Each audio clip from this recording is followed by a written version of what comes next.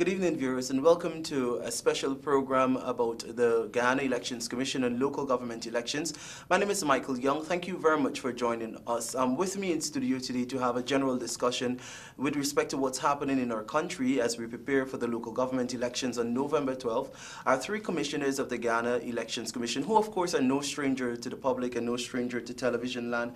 I have with me Ms. Bibi Shadiq, Mr. Sis Gunraj, and Mr. Rupson Bell. Welcome to the CIA.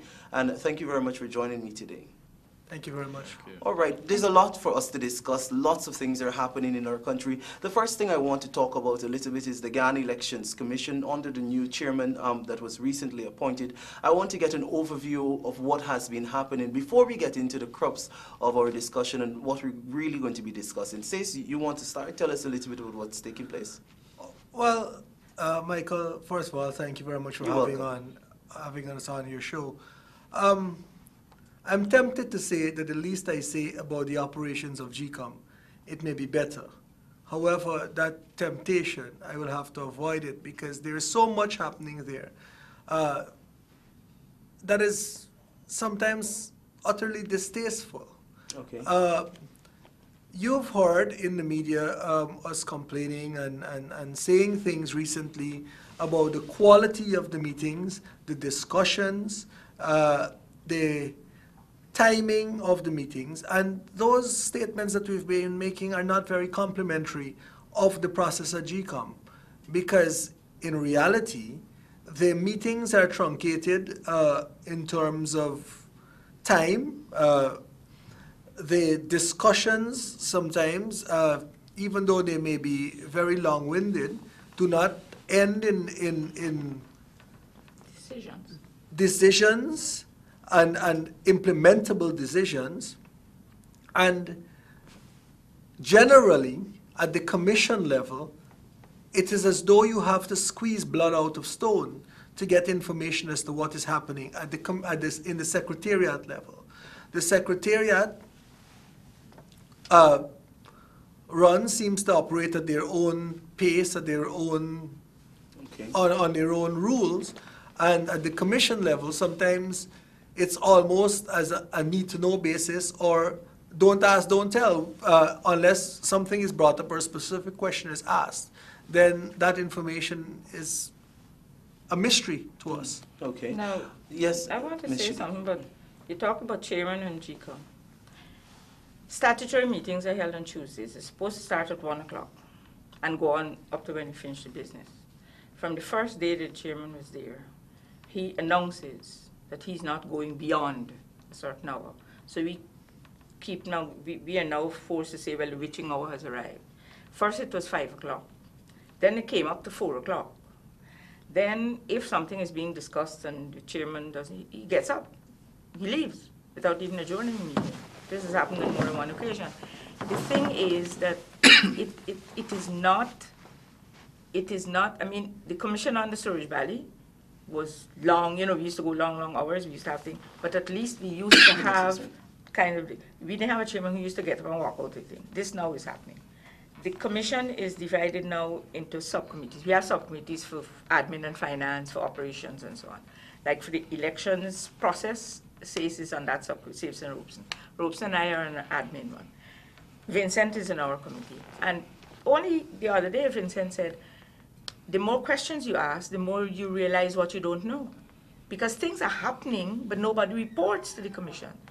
The CEO and his secretariat do what they have to do, spend large sum, they do all kinds of things. Okay. It's like a runaway train.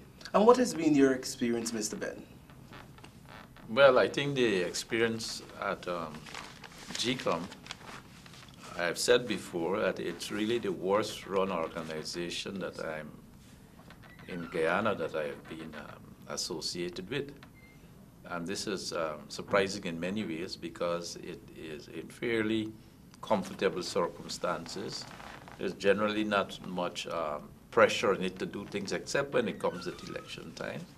And the laws and the procedures and the process and the number of people you have to affect decisions and the operations is of a fairly good standard. The laws are clear. The experience comes from time to time in with respect to elections, management and monitoring and running of elections. So it couldn't be so difficult as it's turning out to be.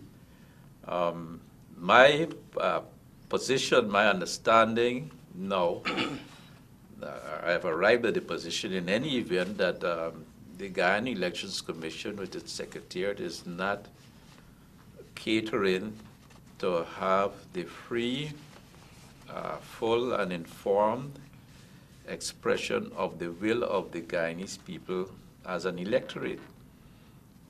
The will of the electors, the will of those who want to go up as candidates or parties or whatever, is being supported at the critical times by the operations at the secretariat, and maybe even by at some levels within the commission itself. No, that's very interesting, which brings me to the PPP's concern. You guys were all nominated by the PPP, but of course, you're acting in the interest of all of the electors. One of the biggest concerns in the lead up to nomination day 2018 had to do with boundaries and some decisions that were made that would have affected the quality of the elections that would be held on November 12th. Say, tell me, what is the contention of the three commissioners that represent the PPP and a wider cross-section of people with respect to, the things that you found objectionable first, and then I'll ask Ms. Shadiq to talk a little bit about her step to the judiciary. Well, Michael, the law is very clear on this issue, as Robeson has said. In fact, I should take one step back to say, elections in Guyana, as they are in several other places around the world, are statutory operations. The entire peri, and post-election process is governed by statute. Yes. What happens before, what happens during, and what happens after, all governed by statute. Statute also governs the naming of local authority areas that will be involved in elections. Statute also provides how the boundaries of those local authorities areas are to be set and how the number of seats in that local authority area. That power resides with the minister. When the minister announces the boundaries of a local authority area and the minister announces the number of seats within that area, that information is then processed by the Guyana Elections Commission in demarcating the internal boundaries of that local authority area into constituencies, which reflect the number of seats in that local authority area. Yes. As is now public knowledge, that law was flouted. And I believe it's critical that I'll hand over to Commissioner Shadiq, who actually took the step of moving to the courts to highlight and to seek remedies for the breach of that law. Now, just before you go, Ms. Shadiq, wasn't there enough time for you to address this matter at the level of the commission? Oh, yeah. Did you exhaust all of the opportunities, levels available to you before moving to the courts? At every meeting of the commission, more than once. Every time something happened, beginning June 8th when order was made, when the minister announced the date in May, then and so on. At every level, this matter was brought up, especially by me, that new local authority areas have been named. There is no gazette, there is no gazetting of the boundaries. There are some people on the commission who say, well, the boundaries are in Order 47 of 1990. Order 47 of 1990 was when this whole country was divided into local authority areas. But if you're going to pick out from those and now name them as areas in which Yes. elections, you have to re-establish the boundaries. The 1990 boundaries may no longer apply. You might have Amerindian communities that are now demarcated within those. So the law says that before the election, and two acts govern this, the Local Democratic Organs Act and the Local Authorities Elections Act. And the minister has to act on the both. he has to demarcate. Now, we kept asking the CEO, these new local authority areas that the minister has added. Now, Ghana historically has had 65 local NDCs and 6 towns. So we had elections, 94, and so on, with those. So those were pretty much established. When the Local Authorities Elections Act was passed in 2009, the then minister, because the act now catered for half the number of seats as constituencies and half for PR. So there were some local authorities that had odd numbers of seats. The then minister, Mr. Kelawan Lal, made an order putting even numbers of seats in those 65 NDCs and the 6 townships. So that was being followed. The 2016 elections, we used the same thing. But in 2016, the minister made an order in which he established the boundaries of all the NDCs that were involved. He knew he followed the law then. Now in 2018, he's adding 9 NDCs, and he has not issued an order to establish the boundaries of those 9. That aside, if you're going to pick out an area and establish an NDC there, the least you have to do in our country, our constitution says you need to consult with people on matters that will affect them and affect their lives. No consultation with anybody. You're making a place a local authority. You're making it an NDC. People will now have to pay taxes. People will have to do different things. People need to be told to be consulted. No, you just announce this. So no consultation, no order, no gazette about the boundaries. Okay. At the commission, I keep asking, CEO, what are the boundaries of these new local authority areas? Or we know the old ones. What are the boundaries of the new ones? Then after weeks, then he sends us an email where he takes out the boundaries. He, the CEO, takes out and tells us he took it out from Order 47 of 1990. That's not his job. It is the job of the minister to establish those boundaries. The minister didn't do that. Then the minister also, and this was the wicked thing that was done, the minister looked at the local authority areas where we had elections in 2016, and probably looked at the results, what happened, and he decided, look, the PNC, the APNU could probably have a better showing, so he now starts to lessen the number of constituencies. So if one NDC had 18 seats, to make that 14. This one had 16, we make that 14. This one, in the case of Rose Hall, he added, he increased by 2, so you have an extra constituency. And he gazettes that, the numbers. He changes the numbers without reference to the Local Democratic Organs Act, which is the act that has to establish those things. So if you're going to change, you have to refer to that act. That wasn't done either. He just made it under the act. Yes. So now, all of these, and you keep asking throughout, because we had continuous registration going on, throughout that process, we kept asking since June, asking the CEO, when are you going to go on the ground to re-establish the boundaries for these new things that have to do? Oh, we're waiting to finish this. I'll be doing that, Commissioner. Okay. We'll be going on the ground. Never happened. Nobody ever went. They sat at some desk, Lowenfield and I don't know who else, and they just put some numbers together. They brought like 2 constituents together and divided another one. In one local authority area, they split one constituency into 2, a small one into 2, and 2 large ones, put them together, and then do another thing so that they could get, this is in Paradise Evergreen. Because they were trying to gerrymander results.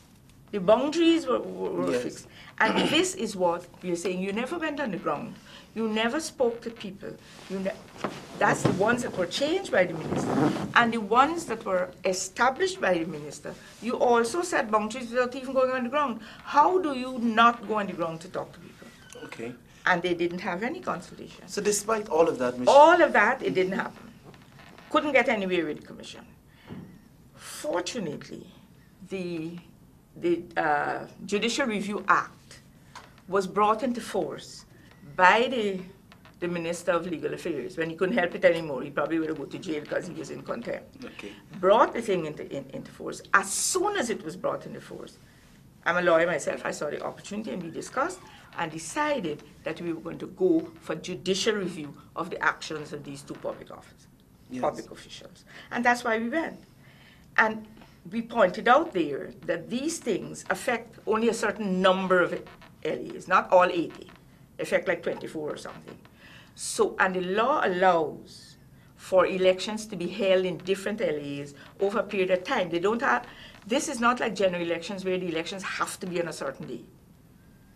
The minister announced November 12th. All things being equal, all 80. Each local authority area is a separate election in itself. And so all don't have to be held on the same day. That's important. That's important. So the affected areas could have been rectified, and then those elections could have been set for other times. Apparently they're ignoring that.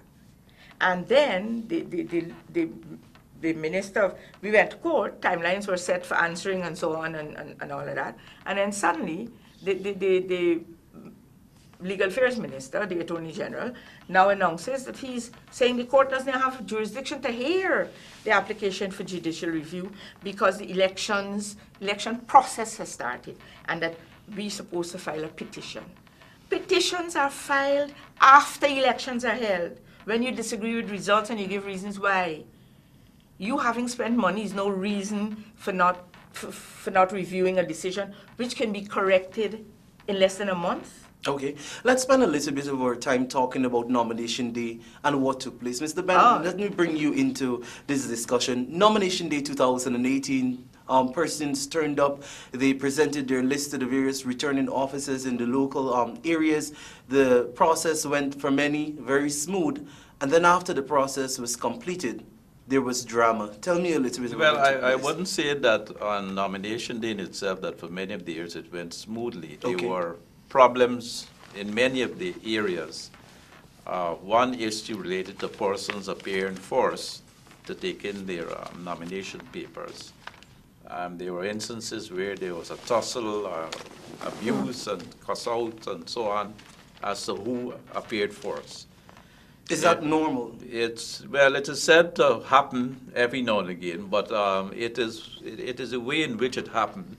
Say, for instance, at Christian Labour College, it is said that one party, the APNU, parked a car in the compound since the day before. And the PPPC told us that they came at 2:30 and waited there. And somewhere around 4:30, the APNU came and said that they were forced because they parked a car in the compound. And despite the protest of the guard himself, who was saying that the PPPC came forced, it was accepted that the APNU was forced. As I recall, there were some other areas where people were being threatened and in respect of the same issue. The one other thing which I observed myself happening was that persons who were either guards or employees of institutions where the nomination process was being held were aiding and abetting parties in respect of whether they were forced or whatever. And at Mocha itself, of which I was partially aware, there were threats to persons that if they went on a list that what will happen to them and so on and so forth. And then when eventually they attempted to hand in their list, the police were taking down their names and addresses and phone numbers to try to, and I had to intervene and to say that's none of your business, this is a matter for the RO. The police can't be involved in it unless it's a wanted person. Yes. The police can't be involved in finding out why they're coming and where they're coming from and who they're coming for and those things. So all of those things occurred. But you know why the tussle for the number one? The tussle for the number one was because each one of these lists has to have backers. And the list that goes in first, the list of backers is accepted. And if you go second or third, and any of the names of your backers also appear on the one in front, yours have to come out because they accept the one that came first. Yes. And lots of the time it was the APNU that was fighting to go first. And one wonders why they would want to do that. Well, let's not wonder anymore, sis. We know why they would do Tell that. us about some of the other problems, because apart from the issue that Mr. Ben mentioned in relation to the threats and the intimidation, there are also concerns of persons who said, I have never signed up to be on an AFC list. I've never signed up to be on an APNU list. And then we hear at Wakenham, there were people who were saying they've never signed up to be on the PPP's list. Well, Let me address our Wakenham business before you say that other thing. In Wakenham, there was a special thing. There is a certain constituency in Wakenham that the PPP never contests. It's an area where you only got about 10 people who would be back. They never contest. Something happened, and the leader of the list signed the list. The person who was preparing the list wasn't the leader of the list. When the list was posted, they realized that a mistake had been made, that somebody had been named as the candidate for that constituency. They wrote a letter after it was posted up outside to give to the RO to say, look, we are not contesting constituency number 2, and we want that withdrawn. The RO, however, was not in the office for late Friday afternoon, nor Saturday, nor Sunday. And I know that because the people in Wakenham called me personally. I told them, write your letter, hold it, and go early Friday morning. I spoke to the CEO that his RO was not on site. They're supposed to be on site. To withdraw that candidate. Now, the allegation is that the candidate was withdrawn because they had... There's no truth to that. There was a mistake made in the preparation of the lists, but that candidate was withdrawn. Okay. That's the Wakenham story. Okay, says. But before I address that issue directly, I want to address something that I saw in the media this morning about the publication of lists that are submitted on nomination day. It is, as I said earlier on, all that is done for elections is a statutory process. Included in that process is that upon receipt of the lists by the returning officers on nomination day within the specified period, they are required by law to post that list in a conspicuous place outside of the RO's office. That was done. In fact, myself and several other commissioners, I observed 5 commissioners, including myself, on nomination day, looking at this exercise at various RO offices all over the coast.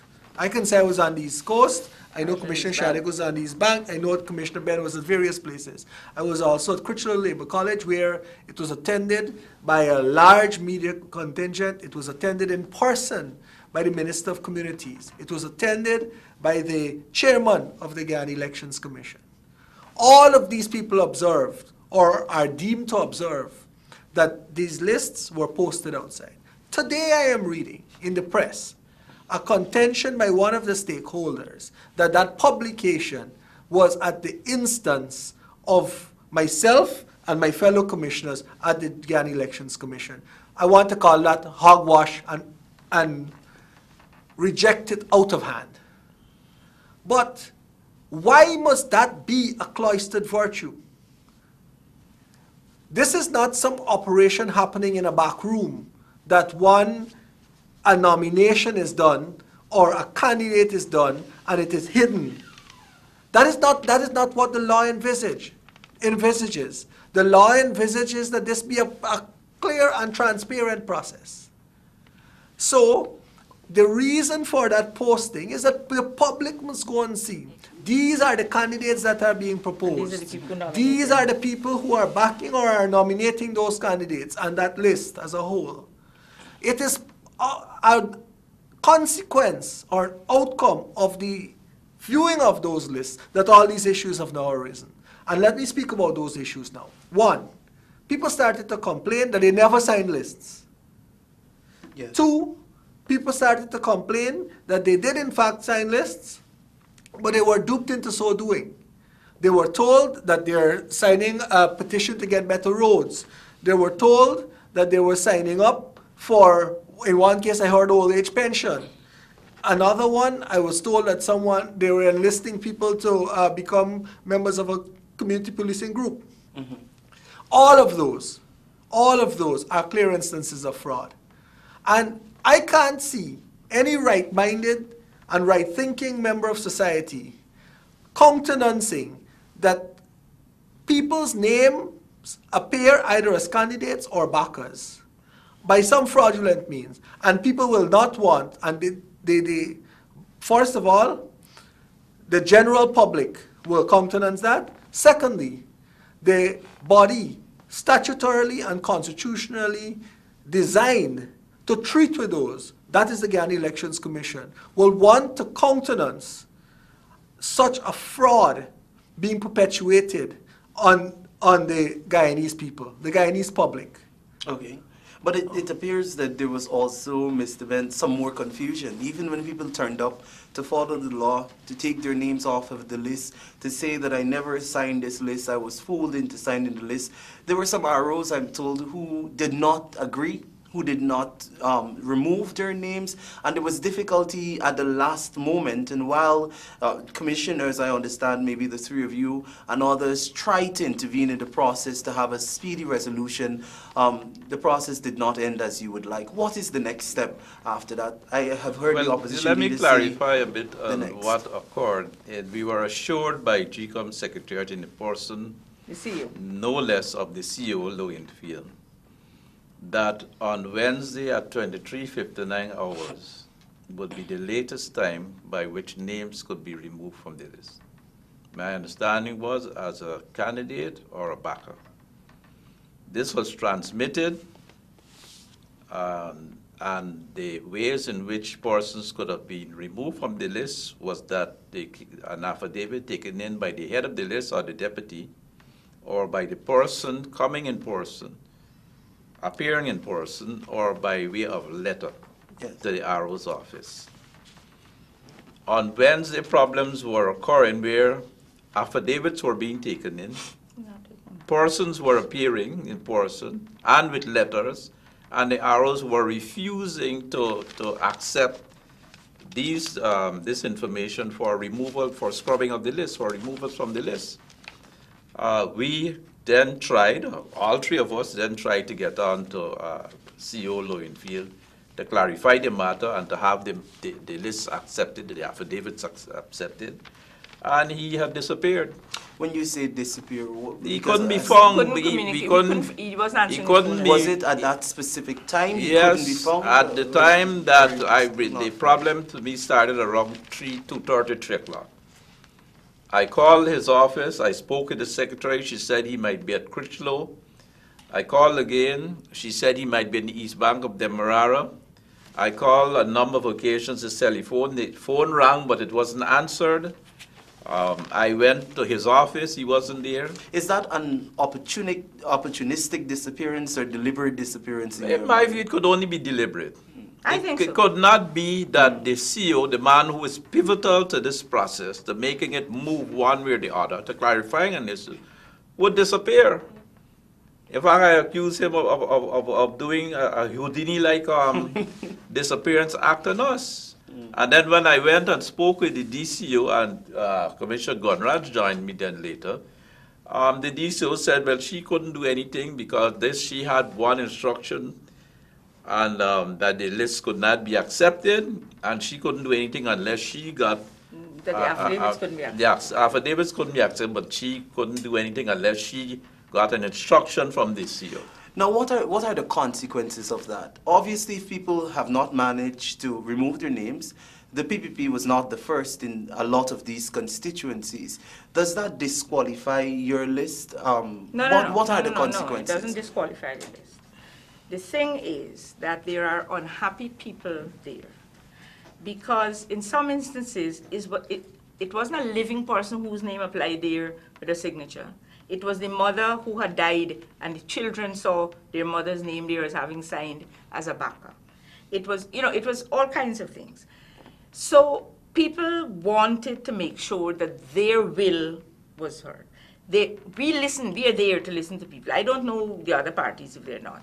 And when I read comments made by Mr. Ramjatan on behalf of the AFC and David Patterson, that the list should not have been published and people should not have known who the nominators were. That's the nonsense I can't understand. Because apparently they are the people, they were guilty in quite a lot of the instances of this thing. For instance, at WIM, 51 affidavits. People went there till 10 o'clock in the night. 51 affidavits were accepted by the RO, but then when we get a report today, we are told that they have those affidavits, but they had already issued some approval letter for this list, and so they haven't made a decision. We are still to have that sorted out. No, just bear with me. These things are obviously very serious. They are. Because if they're happening at the local level, at local government elections, there is a fear on the part of people in Guyanese in general that these matters could replicate themselves at the general elections. But don't let's go that far. If these matters are not addressed within good time, that is what will why happen? we are making it public. That is why. And that is why we would like the public to understand that when it comes to elections, don't be fooled by people coming to tell you that you got to sign up to get public assistance or something, because they never came to you for that before. They're not giving people the severance. So what they want you to sign up for something that they're not giving people, they say they don't have money. People should not, but then worse than that, they can't tell me they fooled a dead woman to sign her name on a list. They can't tell me that a man who only puts a fingerprint had a signature as a backer on a list. They didn't even go to that man. He wasn't fooled at all. So in addition to people who may have been fooled, there are people who weren't even approached and their names are there. Those names by right, that's fraud. Those names by right should come off. I don't care which political party list it's on. If people say, I did not sign this list and I am coming, and by the way, they are saying that if you sign an affidavit, you have to bring it yourself, that's nonsense. An affidavit is a legal document. Because we file affidavits in court and they're accepted as evidence in court. Why can't the leader of a list present that if a person is infirm or had to be somewhere else? All of that, and even when people went themselves, they're refusing to accept. And this is where I found out the duplicity of the DCO and the CU. The CO gave us all these assurances that all this that we discussed, all the decisions, who could carry in the affidavits and so on, and then we couldn't find him anymore. When we spoke to the DCO, that was the first time I'm hearing that she had issued the instructions to those ROs that they could not accept the affidavits from the representatives or deputy representative list. People had to come themselves. And then our understanding was... Isn't that shocking? And even when people went there in person, they were asked questions about which party they belonged to. On a new number of occasions, when people actually turned up, pursuant to the amended rule, this now newfangled rule, look, though in light of the affidavit, we want to see you in person as well. Even when people turned up in person, they refused to entertain them. No, and that is unfortunate. I want to. But that brings me. I want to deal with one other issue on this matter.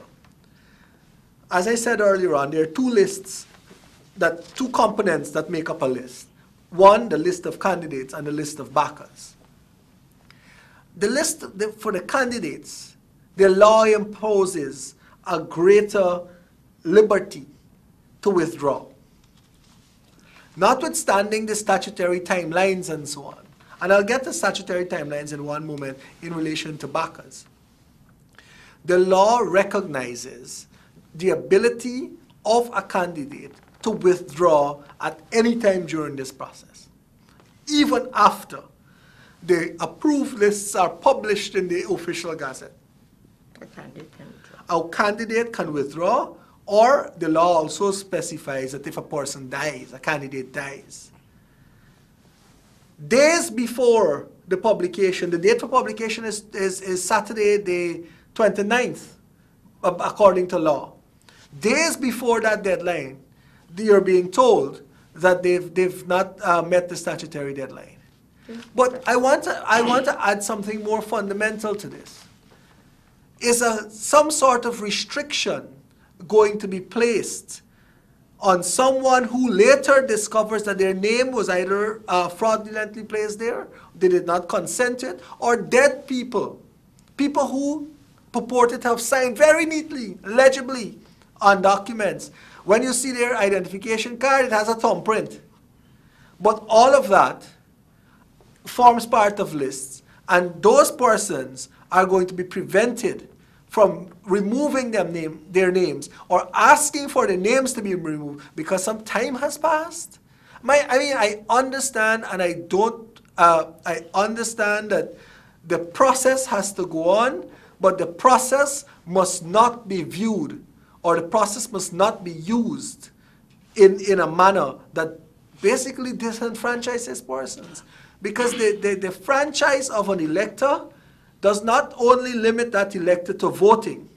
The franchise of an elector extends to them offering themselves up as a candidate or not, and offering their support as a backer or nominator to a list of candidates. And if that is fettered with, then it is clear that the will of the elector is being interfered with, and that ought not to be countenanced in no shape, way, or form. No, I think we've had a discussion about some of the irregularities.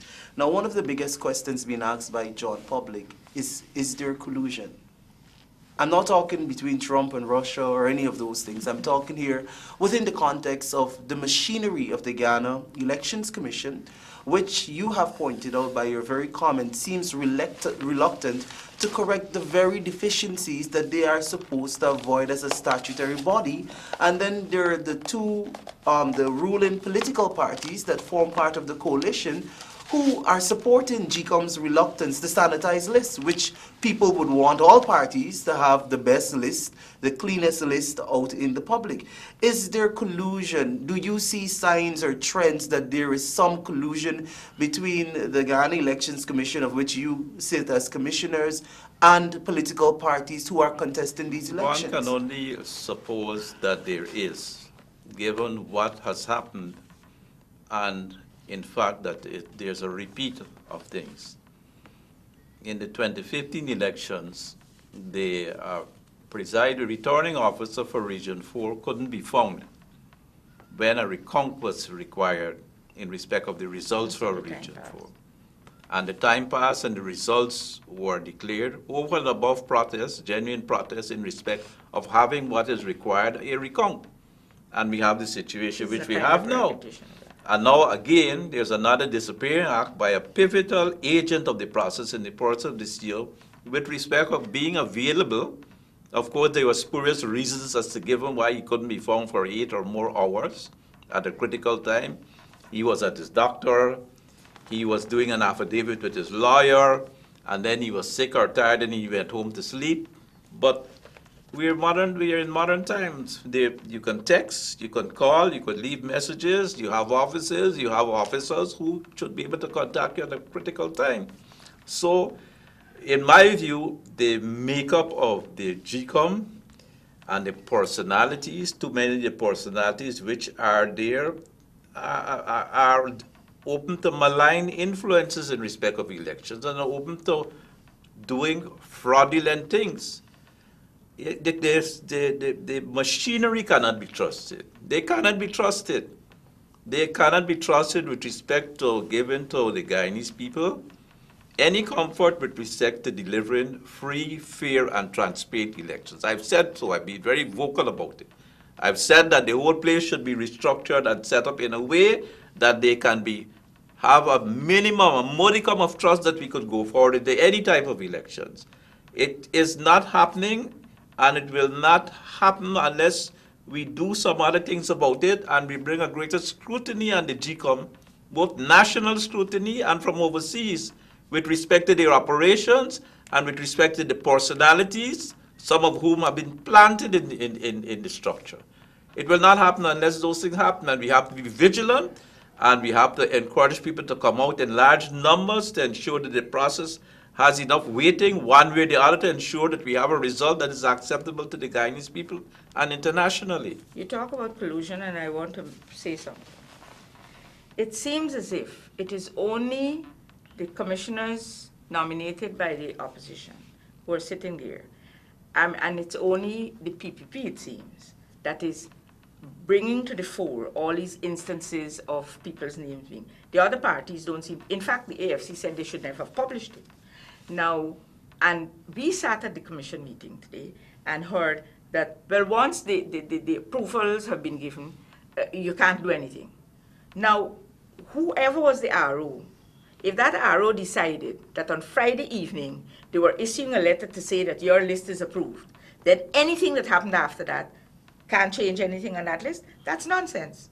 And you had until Wednesday midnight for people to take in stuff. So even though they would have collected 51 affidavits from people at whim who went there to say that, they have them sitting there, but apparently it's not making any difference to the list that they took.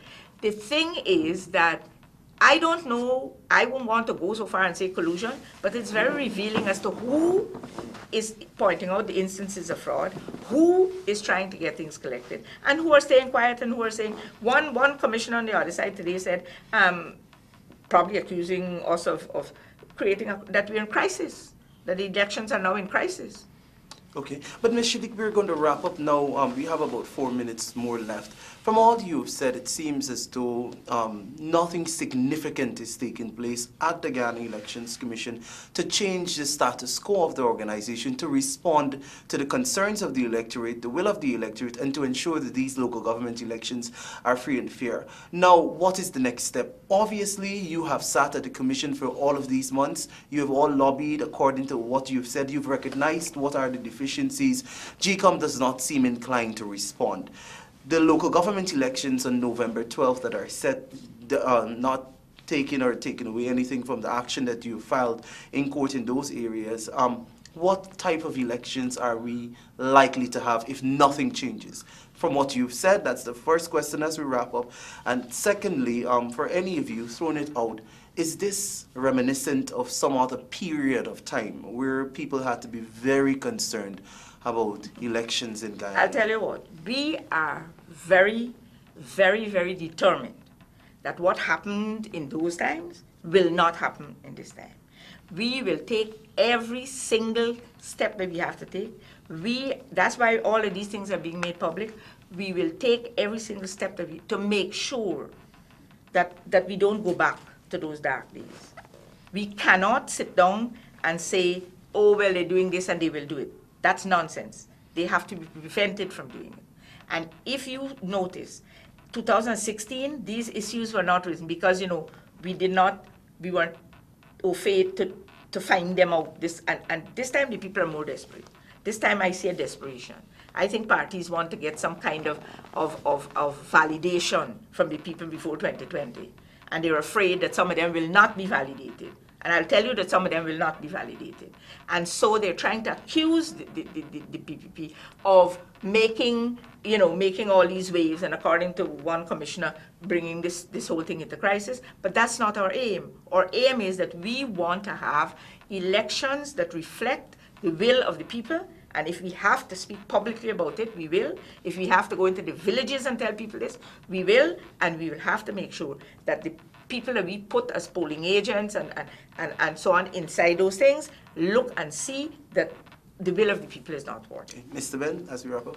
Well, of course, what I'd like to say is that people should come out in their numbers and to protest and to make sure that their vote is properly counted, that they have proper representation, and that they take personal legal action against any individual or personality or office of GCOM in respect of anything that they would do to thwart their will in respect of elections in Ghana, in respect of having free and fair elections. The electors and the candidates and the people who are nominating people should take personal legal action against those people who are doing wicked things in respect of the proper will of the electorate being reflected as a result of elections. Thank you. And Sis, wrap up. Thank you. I want to leave this message with the public. notwithstanding all of these shenanigans that we have brought to the public's attention today, that we're not giving up this fight to ensure that elections in Guyana are free and fair and free from fear, and that the will of the electorate is maintained and demonstrated at all times. If it means, and I want to also say this, in this era of the proliferation of social media and other methods of disseminating information so quickly, we will not allow this sort of thing to happen without the public not being notified and without us taking all sorts of steps, any steps that are legally within our ability to take to ensure that the will of the electorate is not tampered with or compromised in any way. And all these logistic or all sorts of other bits that can happen, we ensure that that can't happen.